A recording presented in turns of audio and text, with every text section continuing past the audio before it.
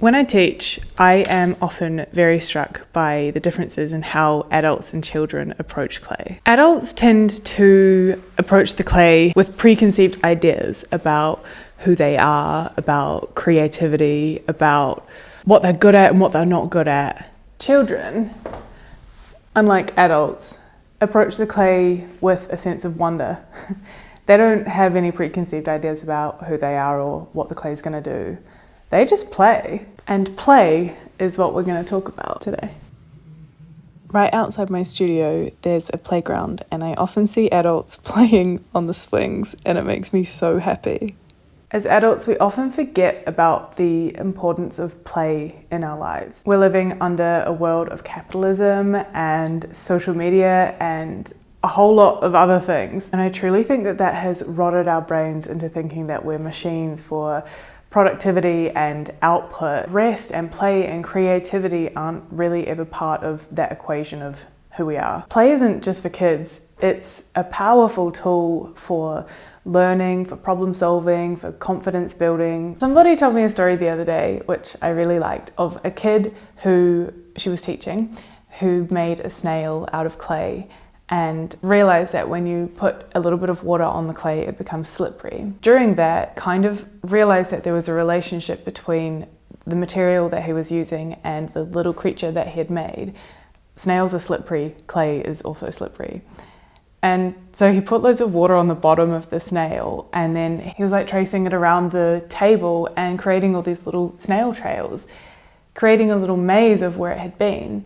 And I adore that story. I love it. It's the perfect example of how kids don't have this idea of what they have to make and it being perfect and it being lovely to look at, but instead he was enjoying the process, he was exploring the material, he was learning from the medium and completely let go of the outcome. However, the outcome was kind of part of the medium in the first place. I adore that story and I adore that kid. Adults carry the heavy weight of preconceptions. When I'm teaching at the pottery wheel, people often say to me, I'm not creative. And I guess that's just like a way of saying like, I'm worried about what this is going to look like. But it's also saying, I'm not going to be good at this. Obviously that's a limiting belief. But the task isn't a creative one necessarily. Yes, it's working with a material that you don't usually work with, but the task is just to make a cylinder. A cylinder has already been made before. It's not asking you to be creative, but it is asking you to do something different if you're not used to doing it. And it's asking you to feel the clay and to explore something and to possibly fail. Creativity isn't about perfection. It's the opposite. It's about trying something. It's about probably failing. It's about expressing yourself along that journey, whatever that may look like. When we let go of the idea of being good at something or of perfection, then we open ourselves up to endless possibilities. As an artist, it's obviously vital for me to build creativity like it's a muscle. If you're not an artist or if you don't do something creative for a job, that can stagnate. Creativity can stagnate, and that's okay. It's not your fault. But if you are then approaching something like pottery or anything creative as a hobby or as a job maybe, then you have to realize that you're not going to be good at it straight away. You have to be okay with sucking at something to start with to get good at it. That's why allowing play and creativity in is really important. You can't expect to learn a language in a day or to master a musical instrument in a day. And I don't understand why people come to a pottery wheel and expect to be able to do it in a day. It's not realistic. It's setting these really high goals for yourself, and then when you're not good at it in a day, you say to yourself, I'm not a creative person, I'm not good at this, and you limit yourself immediately from doing that.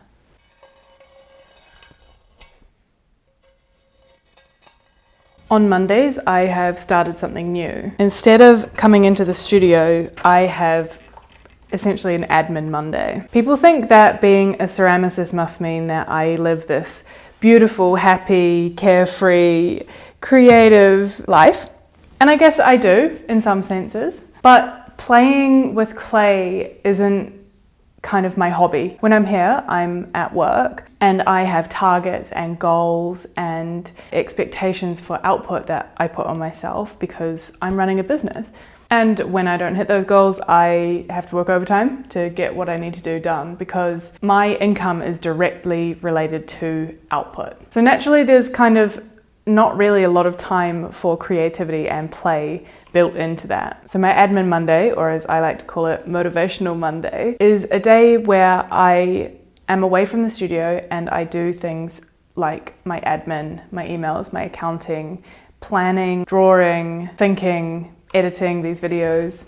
And it's really important for me to do this because it has allowed me to kind of relax and decompress and actually set time to prioritize. And because I set myself time to plan and to do all this work that needs doing to run a business, and I also set time to make all the pieces that I need to make for the week, it gives me a chance to carve out time for creativity and creative thinking and creative making. Obviously, this is important for me as a maker. I need to kind of make new things every now and again. I can't just make the same thing over and over. And I have to admit that I don't always do this. When I have assigned some time for like a Wednesday afternoon or something, I don't always get to it. I might be exhausted or I might be trying to get something else done. But when I prioritize time for creativity, I always end up learning something. I've had some ideas that have been like rattling around in my brain for years and I haven't got around to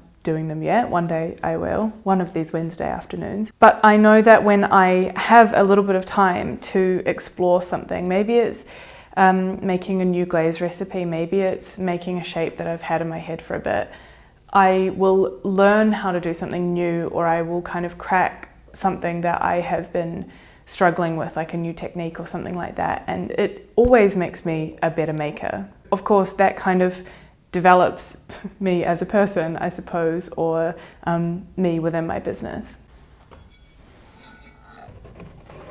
Okay, so some tips. How do we learn these lessons from kids and learn to embrace our creativity and our playful side? Number one, just start with a clean slate. Approach your creative pursuits like a page of blank paper. Start with nothing. Start with just kind of what you want to do. Don't cast any preconceptions onto what you want to do. Just kind of start. Just pick up some clay and have a feel of it. Whatever it is, just get going. Number two, embrace mistakes. Mistakes are the way that we learn. You need to decide that mistakes are the bricks that we build the wall of creativity with. It's not a very good metaphor. The staircase of creativity with. When you're trying to learn something new and being creative is new for you, then mistakes are part of that, and each mistake is a brick in that staircase, we'll say. Celebrate your errors as part of the learning process. Number three is set aside time to be creative. So like my Wednesday afternoons and kind of like my motivational Mondays, I set time aside to be creative and to play. When you do that, nothing else is there to distract you. You're just there to have a little go, have a feel, explore something. Dedicating time to just sit and play with your clay or whatever medium you choose is a gift, is a little gift to yourself. And remember that this time isn't to create something perfect, it's to actually enjoy the process. Number four, challenge negative self-talk. If you hear your little brain saying things like, I'm not creative, I'm not good at this, I'm not good in general, anything like that, you need to stop and just think, I'm not good at this yet. Understand that your brain is trying to protect you from failure, from this new thing that you're trying. Remind yourself that you are in control, and remind yourself that you were also once a kid who could make a snail out of clay and put some water on the bottom and make it slide around a table. You are creative, you just need to practice it. Number five, don't let perfection get in the way of good. Perfection is truly the enemy of good, and the idea of striving for perfection is just going to hurt your soul because you're never going to achieve that. But if you were only ever focused on creating something perfect, then you're never actually going to create anything. If you look back at some of your favorite creatives, be them ceramicists or YouTubers or artist, whoever it is, you can look back at their body of work and probably you'll see a portfolio of improvement. And that's something beautiful, and you can achieve that too. Lastly, number 6, find inspiration in everyday life. What you like to look at. Before you decide what to make, decide what you like to look at. When you're walking around, you might be inspired by nature, by a river or by the sky or by some cool leaves, or you might be in the built environment and you might see some area of a building that really takes your fancy. Start investigating those curiosities and understanding why you like them and kind of hone in on that. Maybe take some photos, maybe you can write down in a notebook or in your phone or whatever what you liked about them, what they made you feel. And then when you come to your creative time that you've set aside, you can investigate that. You can go back to your notes or your photos or whatever and see if you can kind of make something that is inspired by that. I finished my glazing. It's really hot now in the studio, about to turn the kiln on. Anyway, if you're feeling stagnant or if you're feeling unconfident or like life is too serious and you're just thinking about output and productivity, then maybe try a little play. Maybe give it a go. Maybe prioritize it, schedule it, get it in the diary, and be like an adult in a public playground on the swings. Or like a kid who's just learned how to make a little snail and is sliding it around a table. You got this. You can have a play. Enjoy your making, enjoy your life, and I'll see you next week for another video. I've also written a book called Hand Built. It's available to buy in shops and on the internet. It'll teach you all about hand building. I suppose it's a form of play, so get on that. It's available in English, German, Dutch, French, and Danish. I make videos every week and I will see you again next week. In the meantime, you can follow me on the internet. I am on social media at Mae.Ceramics on Instagram and TikTok. See you next week. Goodbye. I love you.